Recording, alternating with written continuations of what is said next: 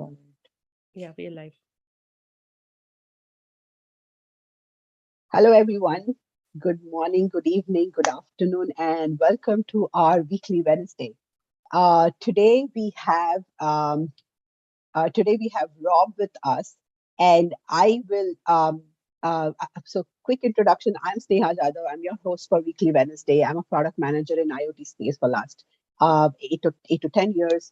And I am really thankful for Siddharth for giving the opportunity to host.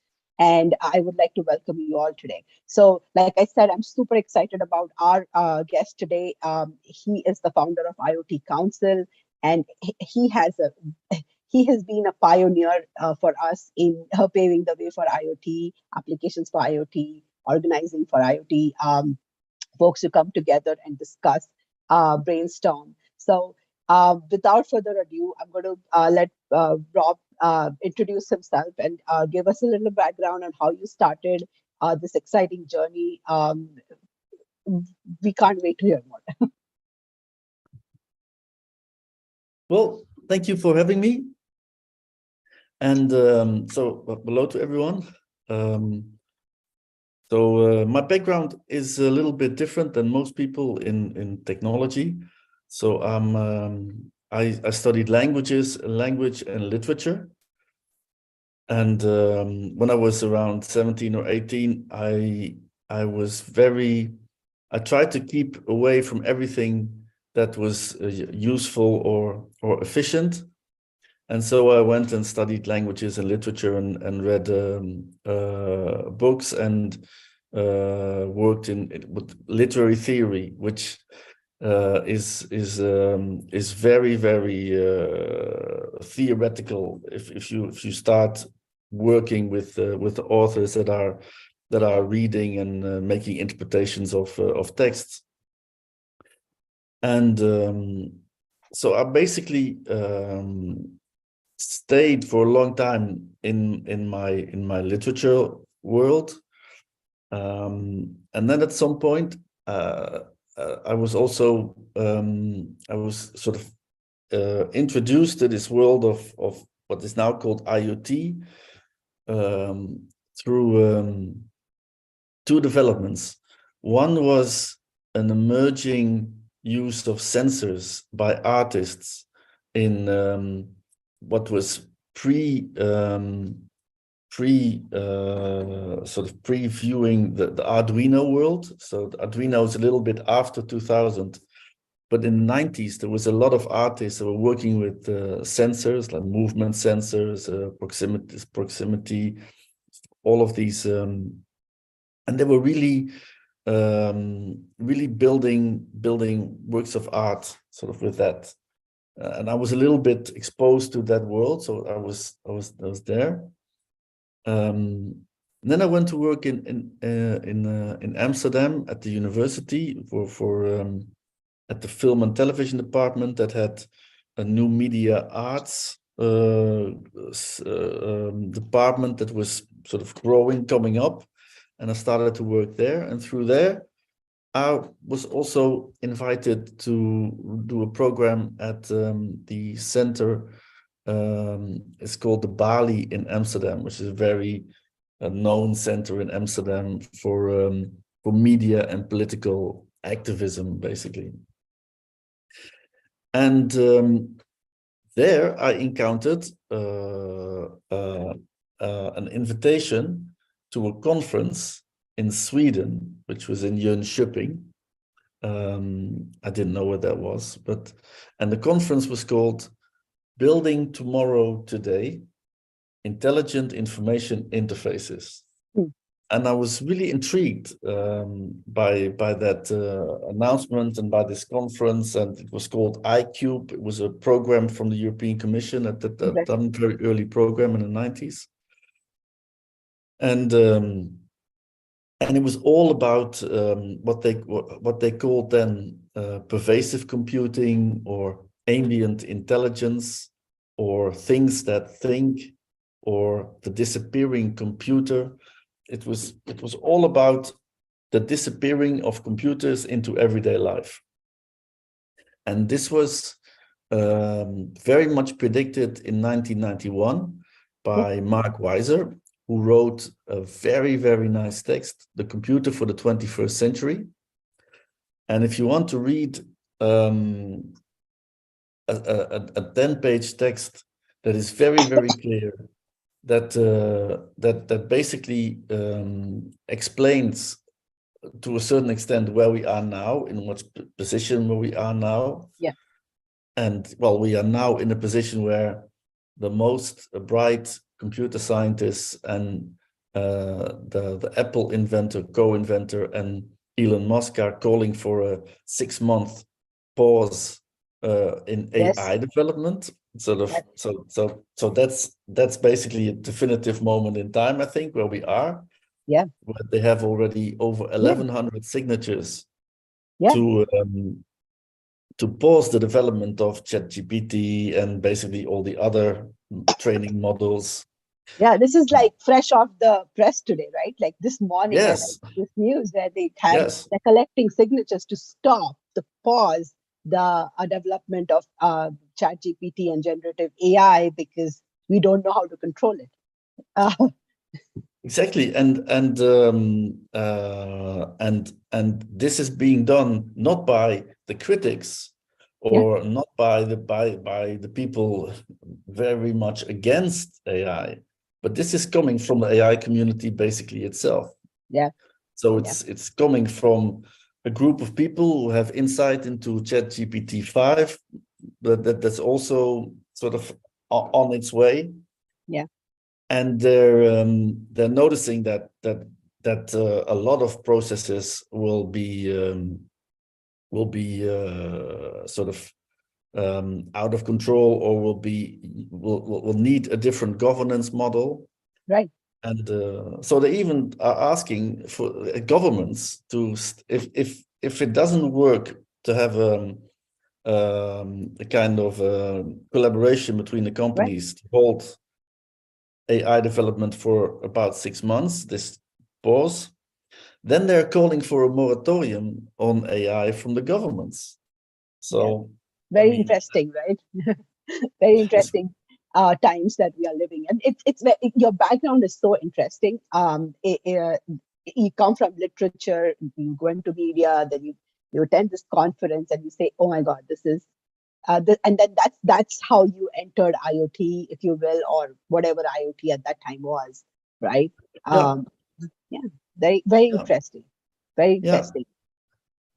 And that conference, that conference was actually quite a good conference in the sense that the group that was there was not only engineers, but also had designers, ethnographers, and they had real world cases. Right. So there were people from an office, because they were making smart offices. Yeah. There were people from schools. There were actual teachers, because they were making smart schools. And so their use cases were all real world. They really went into, they tried to enhance the world with digital connectivity. Right. So this was around 1995, 1999. Yeah. And that conference was in 2000. And that's when I first saw this group. And this group was actually in itself pretty diverse. Yeah. So it was not just engineers. Like I said, there was designers and artists, and sort of they were all there. But to me, this was all new. And I was looking at a group of about 200, 300 people who wanted basically to make the world smart, as they called it. And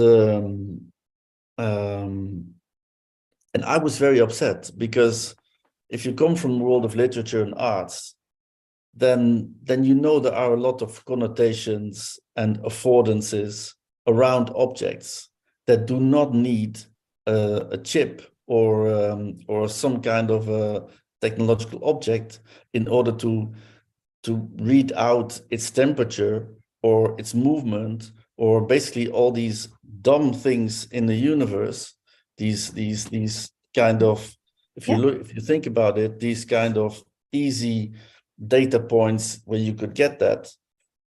But so you would know, you would never catch the wholeness of the object or the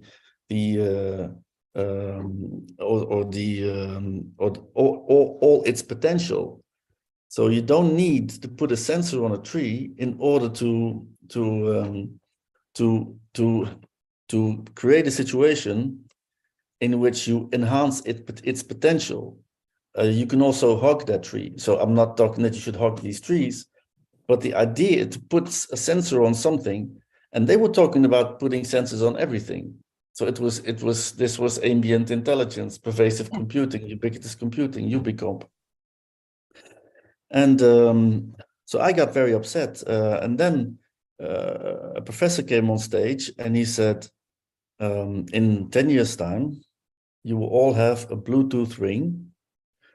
If you walk in the woods and you want to know more about a tree, you point your ring at a tree, a screen will pop up, and it will tell you about the tree. I thought this was insane, just totally and utterly insane. To have this vision of appearing screens by the hundreds of thousands, by the millions, by the billions, in order to give some information that you could also ask to someone about that tree, and this would somehow enhance our experience. And so what is mostly the case is that the people coming up with the visions and the hardware, they are right about the direction in which things are going to happen. Yeah. But they're wrong about the interaction principles. So this situation that they wanted 20 years ago now exists.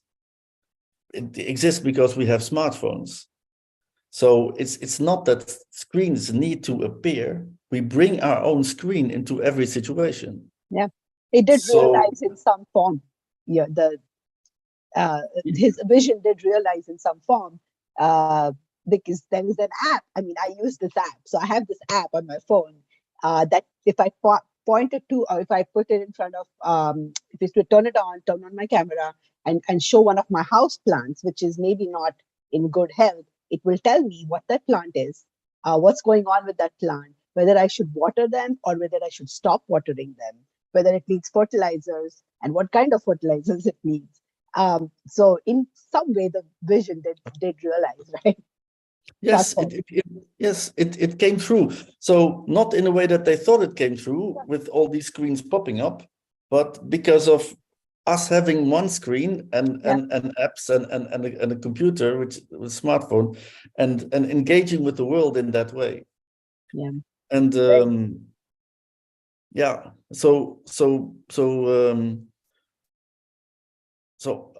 at that point, I thought these people were very dangerous because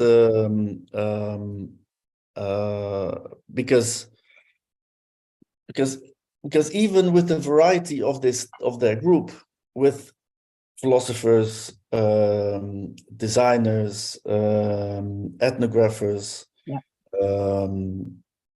the engineers, so a group of high diversity, even sort of there was nobody asking the question why. Sort of why should we do this?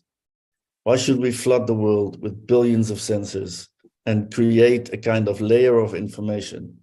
Because the questions I was thinking about and asking very quickly was, who is going to own all that data?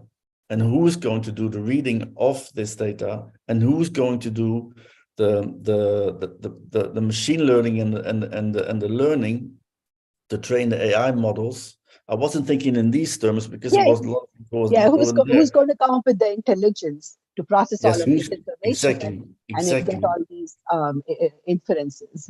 Yeah, who's going to be the intermediaries of all this, and where's the democratic principles in this kind of new vision, Right. which was basically done by a lot of companies Right. and some academics and universities. Right. But I could see, because of doing language, literature, and literary theory, thinking in a different way than most technical people. I could see, because also this was happening from the 50s onwards, where the first sensors were put on machines in factories to do predictive maintenance. Sort of all of this was happening for a long time.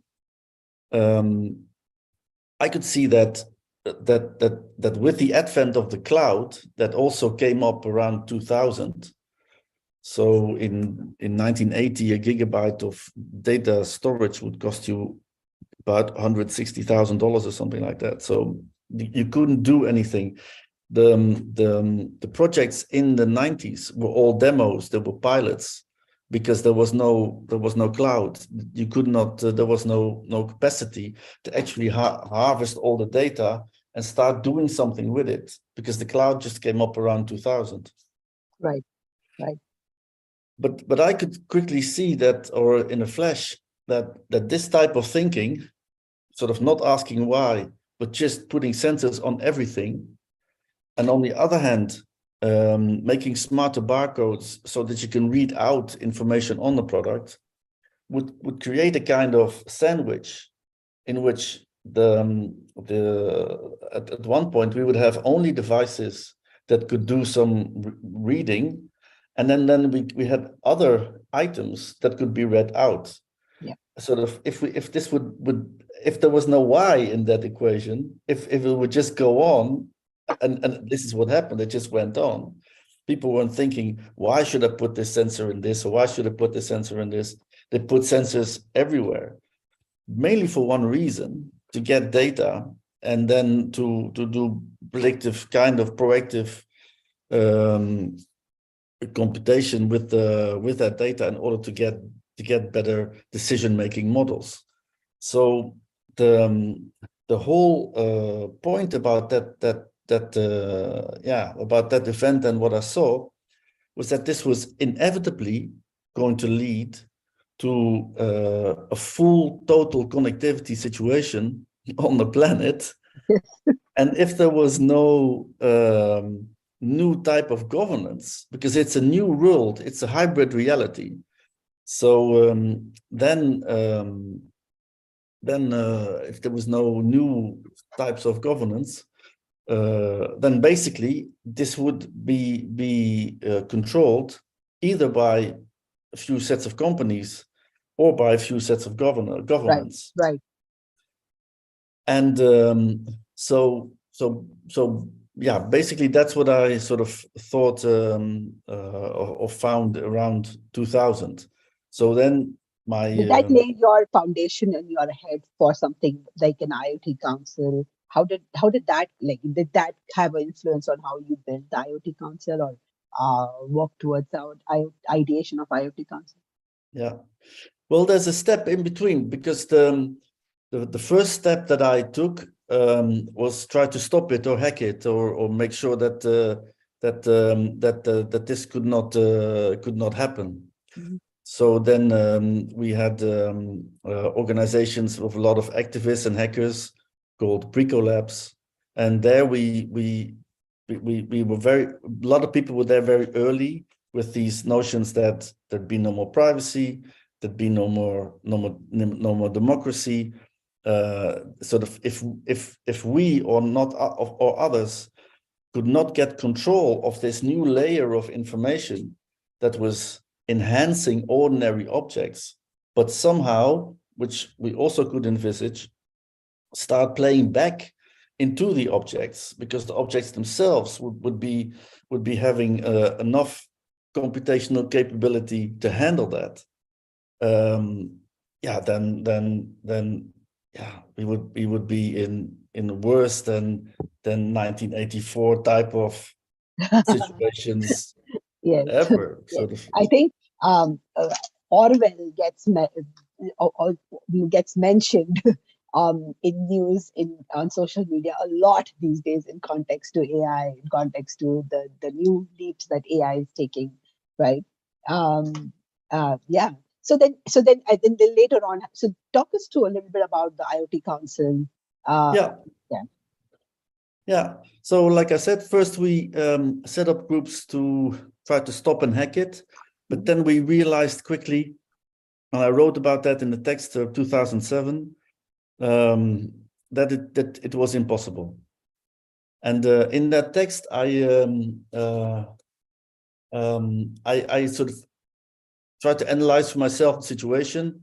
And the last line was, we're fucked. I mean, that was the last line. But fortunately, the friend that was helping me to write the book said you shouldn't do that. You should open on a positive. You should end on a positive note because this is what I mean. What are you going to give to a reader? So I said end it on the note saying we have our. I have my window open wide. That's the last line of that text, and so then I felt that I had to also live that or do that a little bit.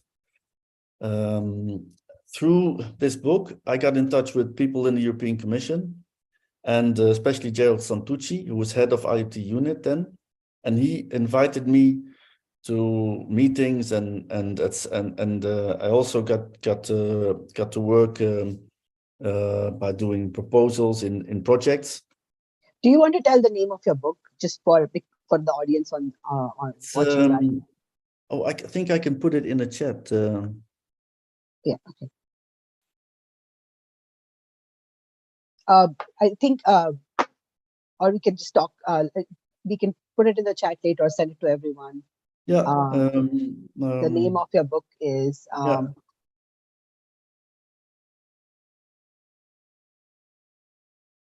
But I think I have it quickly here. Oh, nice. Rob, I just found it and I added it to chat. Maybe we can show it. Oh yeah, very good. Internet. It's called Internet of Things by Rob Van Kranenburg. You want to show that, Sneha? Just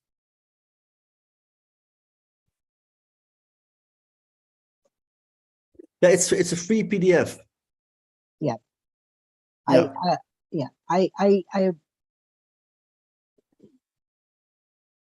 Okay. Thank you for sharing. So let's talk about your IoT Council. Sorry. So that I'm having issue with sharing. Yeah. So it was through talking to with Santucci and other IoT experts and professionals in the European projects. Right. That I realized I should not only try to be part of a group that is very critical and aims to stop it, because we knew it couldn't be stopped. But I should also try to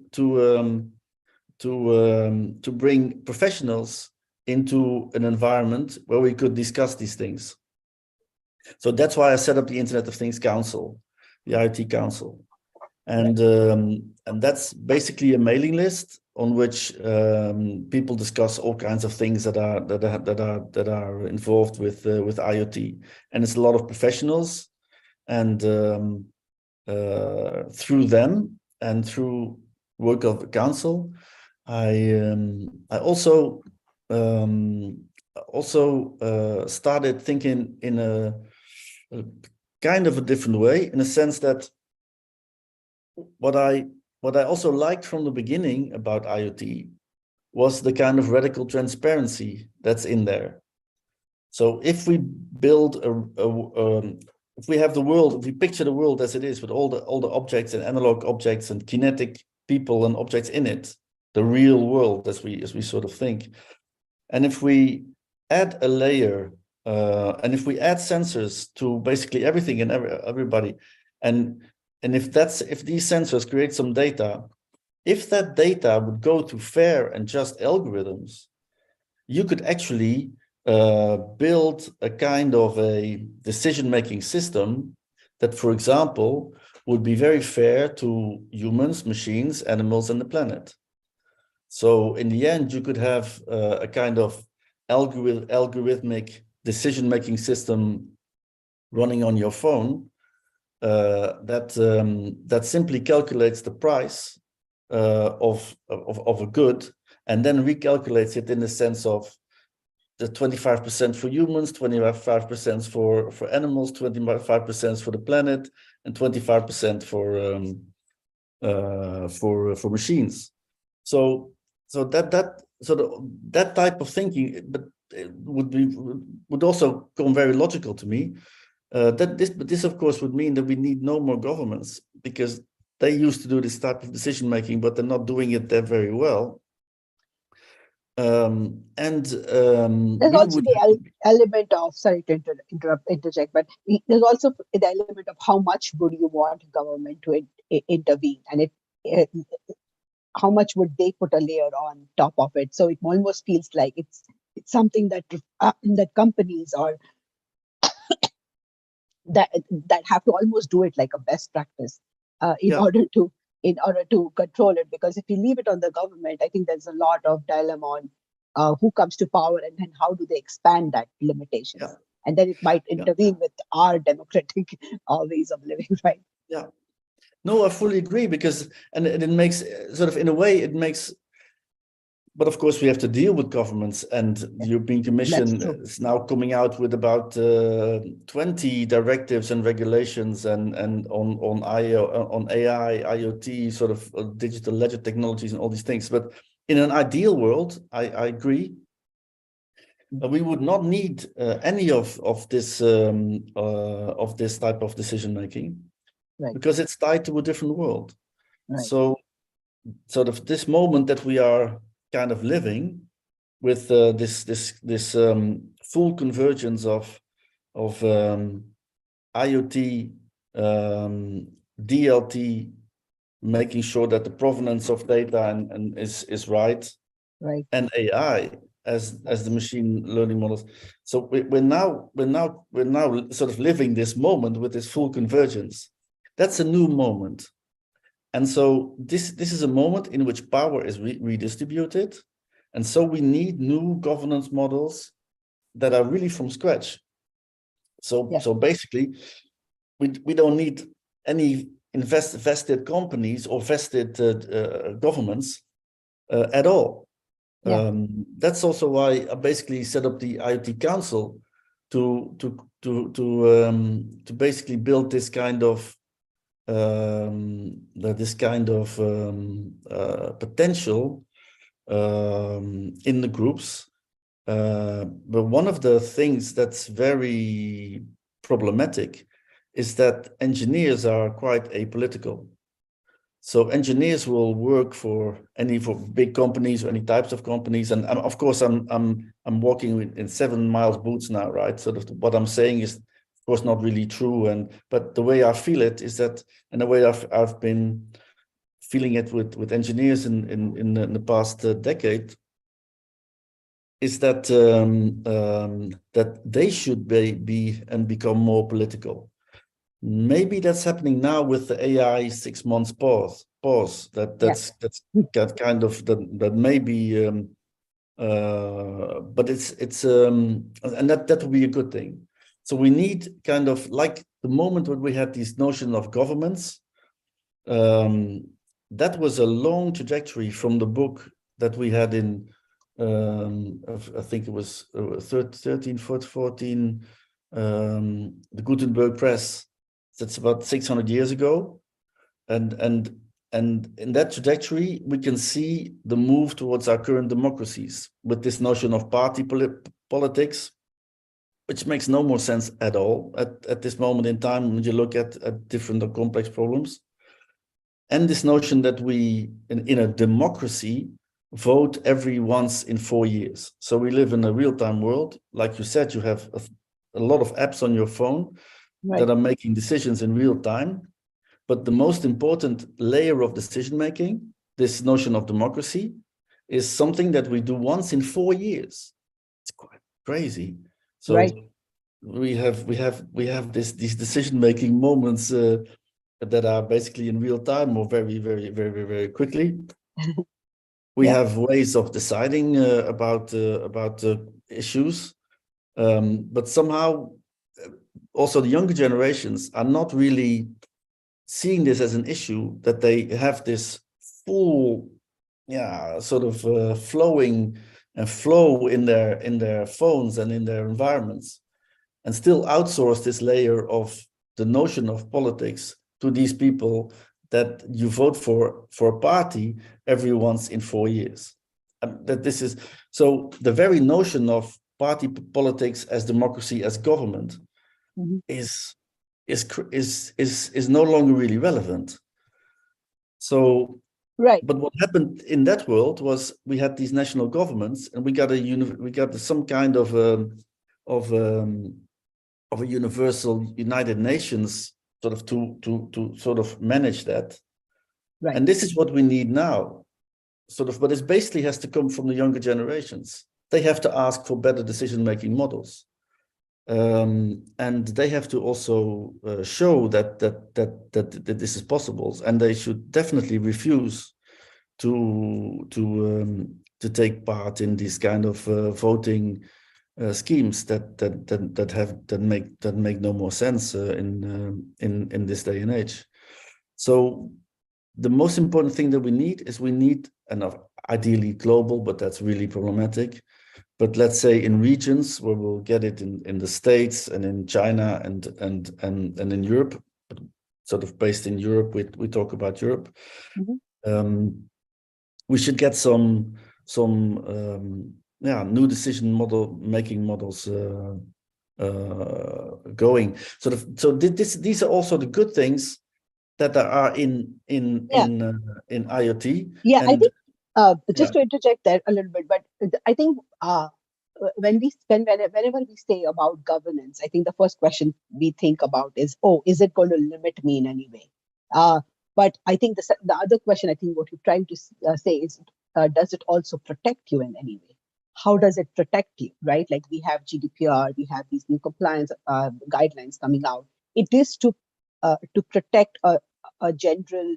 It is to protect the sanctity of your way of living while protecting your privacy, right? In this case, in specific case. So I think when we talk about governance, the first question that comes to our mind is this is going to be limiting? But it is. I think the second aspect is, what is it protecting? And then who are then we talk about protecting, then we start thinking about, okay, when you mentioned about this council or something central that makes it a point to say, okay, whose protections to be prioritized, who needs to be really protected, and how do we prioritize that? And then, like you mentioned, who are these the right people to do that? I think point taken. I mean, I just wanted to add that the protection versus restriction aspect of governance. Yeah, no, I fully agree, and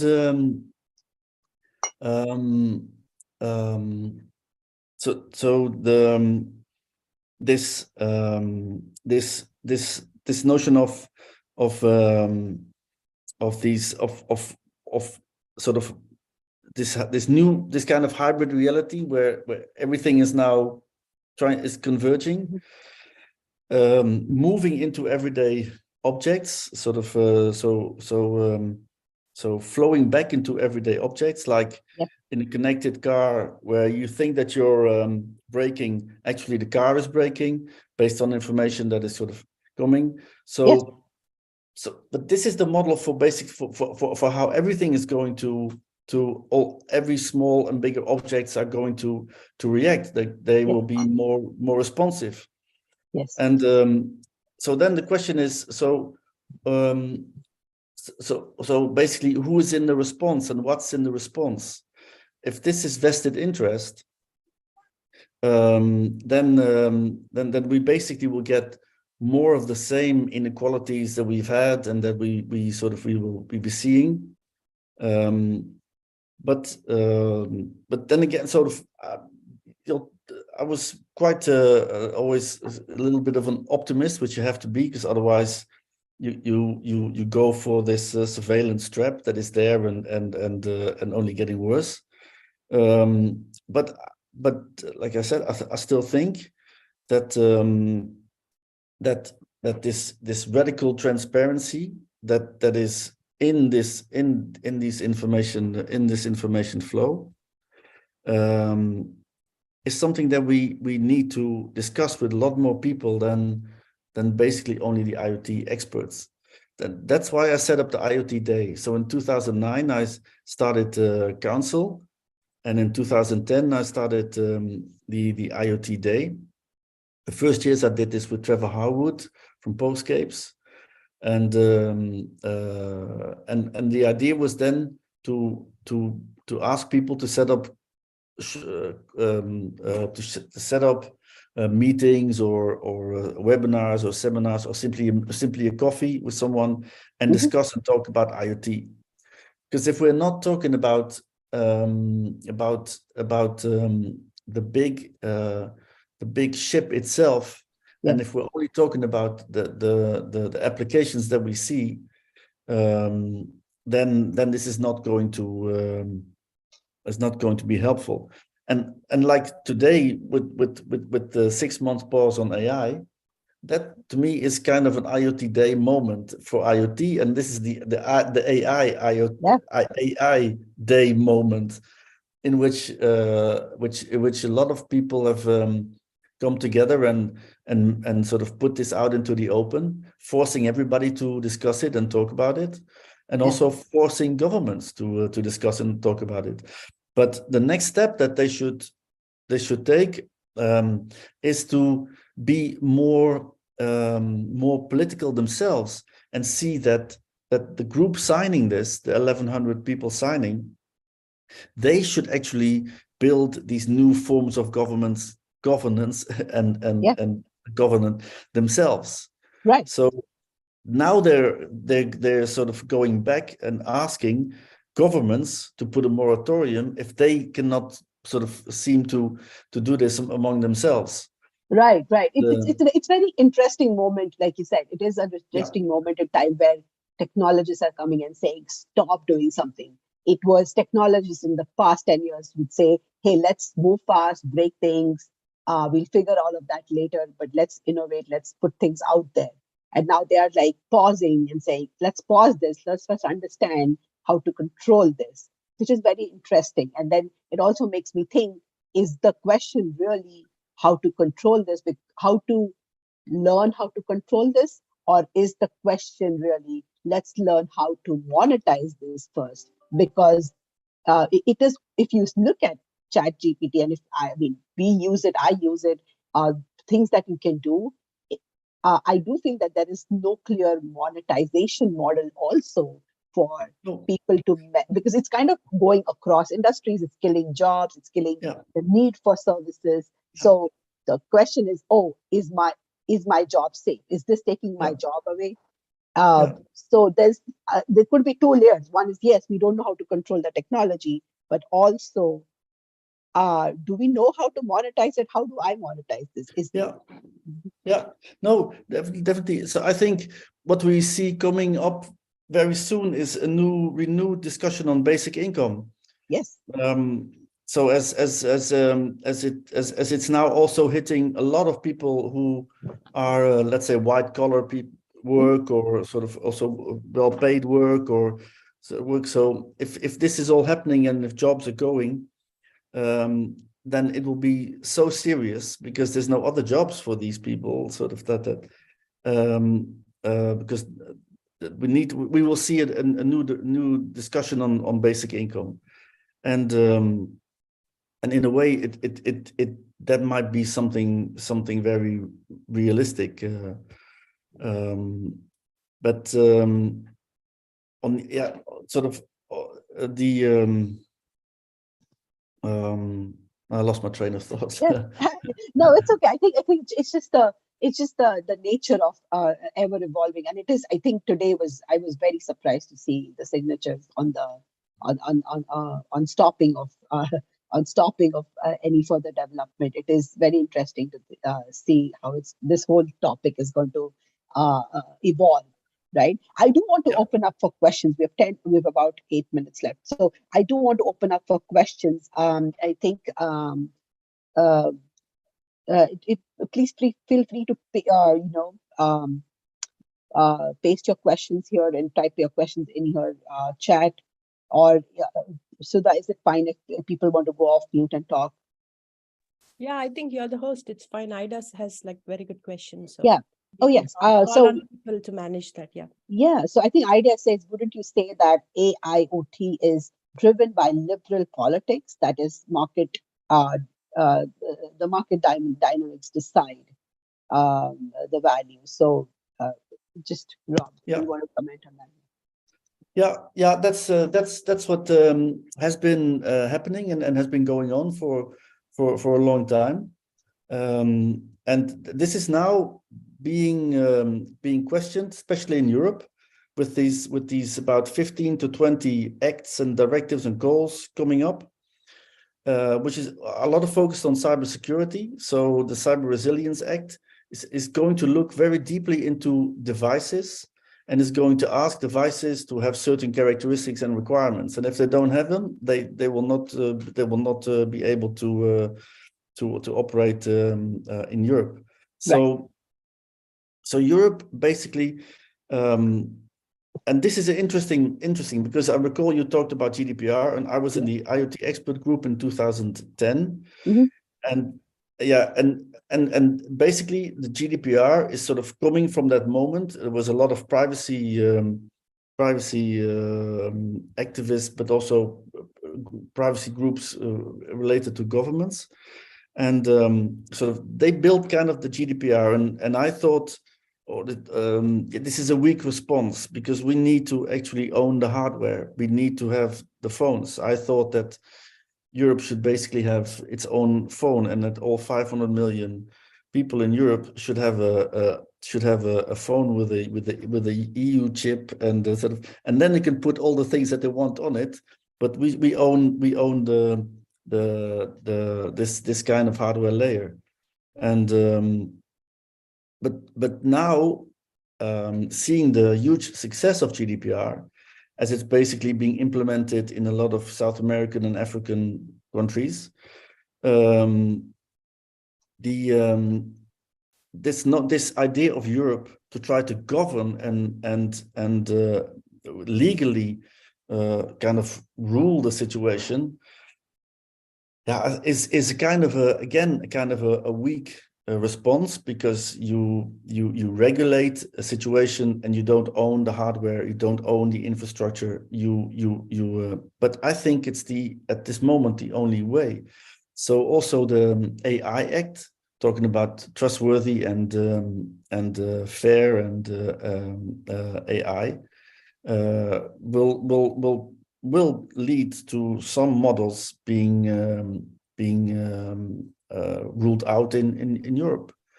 Yeah, again, I think like Ida says, phone governed by the EU sounds scary. It's the restrictions versus, again, what are we protecting versus what are we restricting? No, not owned, just so I always thought it was very strange that sort of I live in a situation where we have Facebook and Twitter, and sort of basically 80 to 90% US apps and TikTok's Chinese apps, and all these data would either go to China or to American companies. If you realize that this is the new level of politics and this is the new form of government, you also realize that this is a new power, and you can keep asking. In Dutch, in Holland, or in Europe, you can keep asking money in taxes to people, but if people realize that you have no more real control over the real assets, over the real forms of power and formats of power, then at some point people are going to stop doing that, because you have no control. So in Europe, we basically have lost control because we have no applications, we have no services, we have no hardware, we don't even make phones anymore, or some in France, but also with Chinese hardware, and so Europe now is trying to change that situation with these 20 acts to regulate and come with directives and with with laws and regulations. And this is at the moment, this is the only way that Europe can do this, because it has a legal sort of a background in setting up Europe as Europe. Mhm. But yeah, at some point, as a citizen, I think if my government that's asking me for taxes has some control over its territory, but who cares? But has no control over its hybrid data AI training model territory, then so yeah, Yeah. so that's also Yeah, I think this goes to where the pull in. Okay, we are trying to protect something, but we have to restrict something in order to protect something, and making people so like Ida said, it's scary because we don't know what you might end up restricting. Who comes to power next, and who restricts what? Um, yeah, imagine if they could that's true, also have Ida.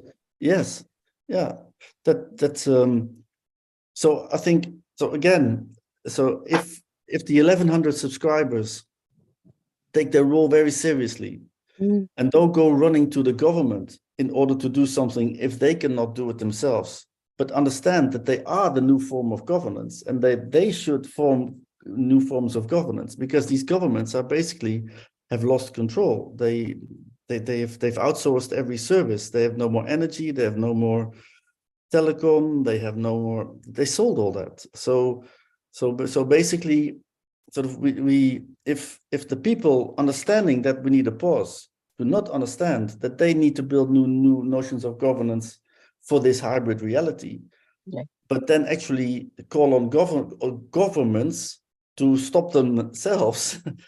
Yeah, Yeah. that's not what we need. Yeah, no, that's true.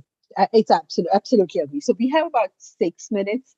I do want to talk about IoT Day, and I actually, Sudha, do you want to go ahead and talk about IoT Day? Yeah, thank you. I'm happy to do that. First, I want to ask Rob to talk to us about what is happening in IoT Day, because it is events from around the world. And inspired by Rob, each year I join a couple people, Roxy Stimson and our intern Parya Sarin, and now Sneha and Susanna join us. And we host a all women 24-hour crazy live stream marathon. I'll tell you about it, but I want to hear about the big master IoT Day. I'm happy to share the site for that, Rob, if you want to tell us a little bit about that. Yes. Well, we have very diverse events. It's really amazing. So basically, I have to explain that these events are events that people do, and they add them to the IoTDay site. They register their events, and so we are able to do a lot of. We have an example here. Yeah, so there's events happening in on Node-RED in Hessen, in Mexico, in Stuttgart. The IoT Day France is quite a big event, and then there's a lot of we have this discussion with 7 or 8 experts with Gerald Santucci. That's the IoT Day Argentina, and because this year is April 9 falls on Easter Sunday, so nobody's going to do an event on Easter Sunday. So it basically is dates now all over April. Oh, that is what it is. Yeah. Okay. So ours is on, we stick to the April 9th somehow, because, Yeah. and it happens to be a Sunday, so we just thought it's fine. And can I show our event? I will find that out. Yes. So the way we do that is we do that as all women event, because Rob knows this. We had a discussion in the council when somebody was inviting me to talk at some IoT event, and they had all male speakers, and they basically, the organizers were friends of mine. I respected them. And they said, I just could not get access, good referrals to women. And I realized that every man who's a speaker could just look around at women in their network and in their colleagues or authors, and they could just make a referral. And I started this He for She campaign. And that was the beginning of this. And after that, we basically said, okay, women, we need to expand women's networks so that the world gets to see amazing, brilliant people doing their thing from different parts of the world. So what we do is we start out on, so I'm here in Silicon Valley, so Pacific time zone. And by the time we wake up, more than half of the world has gone to bed. So we start out on April 9th in Singapore, 9 a.m., which is our April 8th evening. Let me show our site here. And this is Roxy Stimson. She's an executive in F5. And what we end up doing is we do a bunch of recorded events. So it's 9 a.m. in every time zone. We have women from every possible time zone. And then we do a live the following morning on April 9th, our time. So we'll be updating the schedule here. And then all the recording will go so people can come back and watch them. So if you come to this site, I think it's bit.ly/IoT women. I will also share it in the LinkedIn post where I'm sharing Rob's WeeklyWed stream right now. And so it gives you a background of these amazing women, so you can follow them and you can, come and see what they're saying. And one of the things we tried to do is we did this as 24 in 24 because it's 24 hours and 24 women. And I wanted it to go past my network. So I'm very thankful to Pariya Sarin, who is our intern, a high schooler, has done such a brilliant job reaching out to multiple networks and groups around the world. And we have 50% new speakers from Wow. Australia, from Nepal, from Philippines. So it's all like, when we sleep or it's our evening the previous day. So they will all send us a recording. We set it up to stream. So it will stream at 9 a.m. at every time zone, starting from 5 p.m. California time, all through the night. And then 10 o'clock our time in the morning, Roxy and I will kick off the actual Zoom live stream that will continuously run from 10 o'clock to 5 o'clock. And we'll have a series of panels. And all these topics that we are talking about, AI, IoT, different aspects of IoT, different dimensions of it that these experts are working on, all of that, we will hear that. And I think this time there is a whole wave towards this ChatGPT. So we'll have a ChatGPT session. We'll have generative AI, which is the broader bucket of this AI topic. And Sneha Jadhav, who's our host here, is an IoT expert. So I'm hoping that she will come in and do something for us on the topic. She's spoken about IoT product management in the past. She's built digital twins and works in the IoT data field. So we'll have, and Roxy Stimson also works on cybersecurity and data and specifically, IoT and stuff. So, and then it's not just about, excitement for tech. Like you were talking, Rob, we need multiple opinions and multiple people from different worlds to come together. So we have this one speaker who's going to be talking about how she built IoT to track animals. And so there's like different dimensions to it. I think in a previous year, we had somebody who just built an IoT to track bees in her neighborhood because she didn't want bees to die. And so it's different kind of passions. And she hands-on showed us how she goes about building this. This was amazing. And there are some new faces. I don't even know what their expertise are or specialty is. And I'm so happy to kind of, listen in and learn too. There is one person who is actually going to be talking about prompt engineering, which is like a whole new field that is evolving with generative AI on how do you prompt the AI to generate the content, generate the text that we want it to do, make it do what we want it to do, to poke around to understand what's in its brain. So that's what it is. So that's our IoT day. So bit.ly/IoT women is the site that I was showing you. So you can just come sign up here. And those of you who are already here at WeeklyWed, obviously we will send you a a link and stuff so you can Yes. participate. So thank you. Awesome. Back to Thank Sneha. you. So with that, I think I do want to thank Rob for giving us his time, and for everyone else for participating either here on YouTube. Thank you so much for joining in. We would look forward to meeting you next week, Wednesday, as usual, same time. Till then, thank you so much. Take care. Have a good weekend. Thank you. Take care.